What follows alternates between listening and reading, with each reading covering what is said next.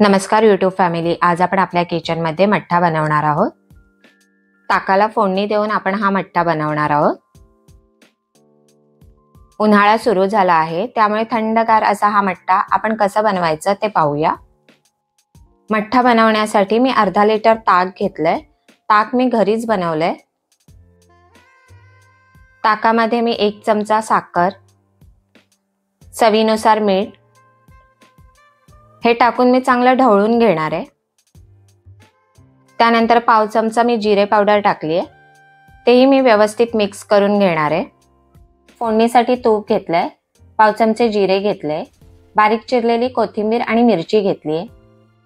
ताकाला वरून अर्धा चमचा तूप, जिरे आणि बारीक चिरलेली मिरची याची फोडणी देऊन एकजीव करून घेऊया। वरून थोडीशी कोथिंबीर टाकूया। इथे आपला फोडणीचा ताक तयार झाला आहे। नक्की करून पहा ही रेसिपी आणि हो, सबस्क्राइब करायला विसरू नका। Please like, share and subscribe my channel. Thank you.